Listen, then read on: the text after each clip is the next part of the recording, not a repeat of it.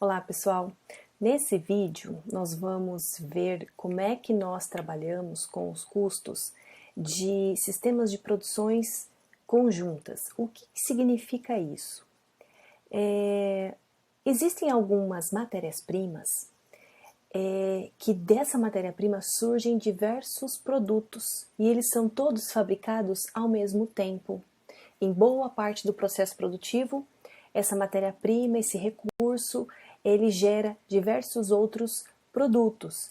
Alguns exemplos que nós temos aqui é a matéria-prima cana-de-açúcar, que ela, do processo produtivo da cana-de-açúcar, nós temos a geração, a produção do próprio açúcar, do álcool, do bagaço e do vinhoto.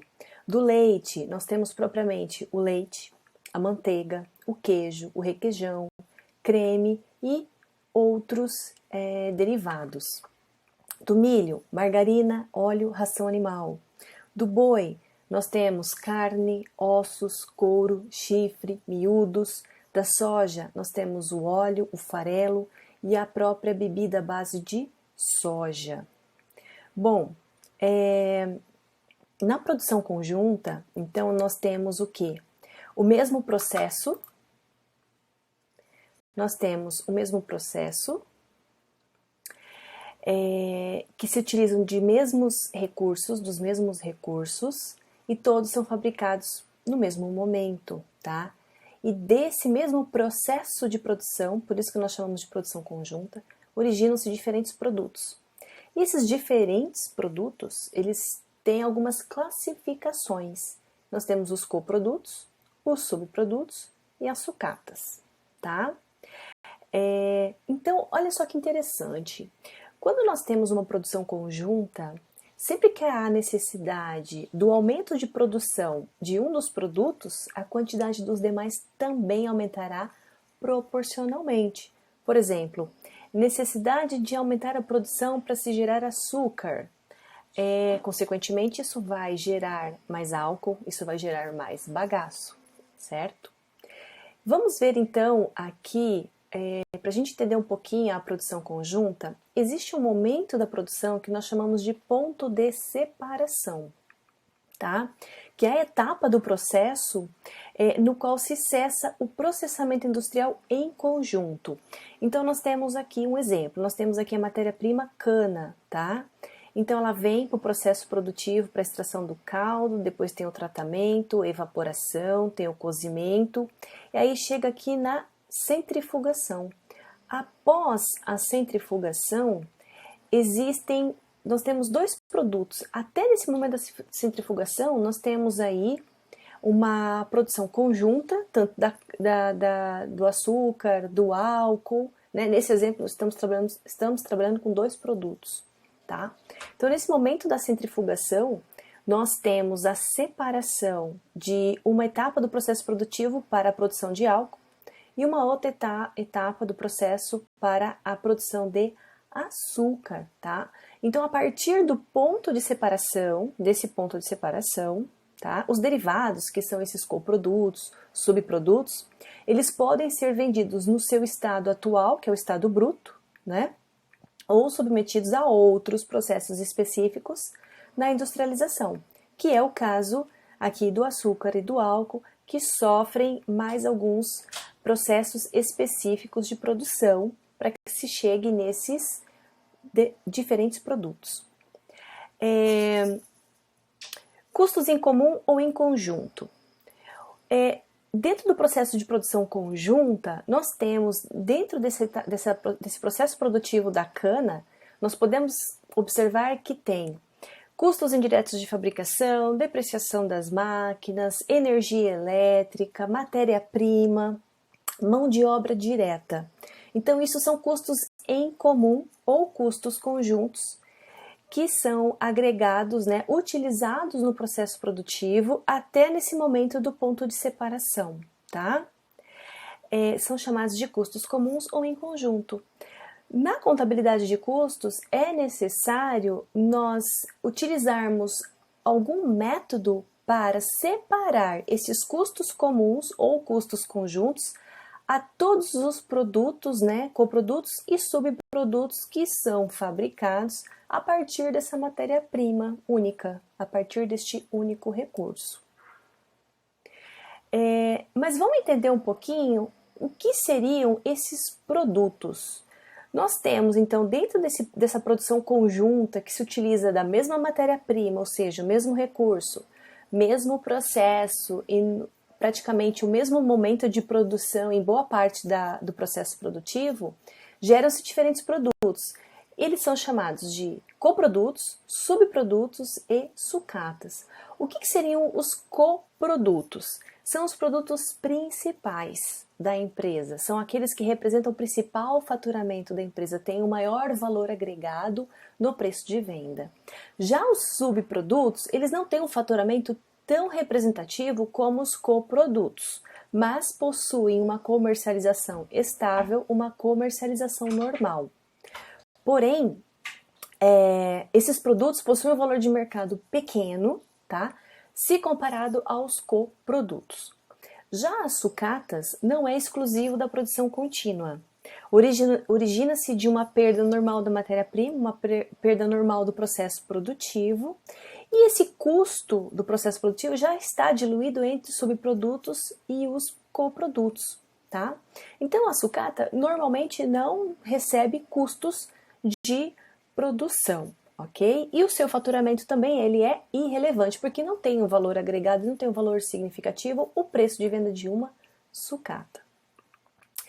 Para nós exemplificarmos melhor essa classificação dos produtos, nós temos aqui uma tabela em que nós podemos ver o coproduto, por exemplo, nós temos aqui a matéria-prima cana-de-açúcar, o coproduto, açúcar e álcool, o subproduto vinhoto e a sucata bagaço. Da madeira, matéria-prima madeira, nós temos aqui o coproduto peças, né, ripas, tábuas, portas, batentes, são coprodutos, são produtos principais que têm um valor agregado, tem uma grande representatividade no faturamento da empresa. Já a sucata seria a serragem. Laranja, nós temos o coproduto suco de laranja, subproduto óleo e álcool e a sucata o bagaço. O gado bovino, nós temos como coproduto as carnes miúdos e o próprio couro, subprodutos ossos, chifres e casco e sucata o sebo. E para o papel, como último exemplo, como coproduto nós temos jornais e revistas e como sucata as aparas. Bom, então como que nós podemos então apropriar os custos conjuntos, aqueles custos comuns do processo produtivo, a esses diferentes produtos, coprodutos e subprodutos que são gerados nesse processo produtivo a partir de uma única matéria-prima? Existem 3 métodos que nós podemos utilizar: método do valor de mercado, método dos volumes produzidos e método da igualdade do lucro bruto. Vamos para o primeiro. O que seria o método do valor de mercado? Então, nesse caso, nós temos que pegar os 3 coprodutos gerados. Por exemplo, neste nosso exemplo, nós temos uma matéria-prima que gera 3 coprodutos, ok? Tem-se aqui o preço de venda desses produtos, que é o preço baseado em mercado, né? O preço que o mercado está disposto a pagar por esses produtos. Nós temos aqui o volume de produção de cada um desses coprodutos.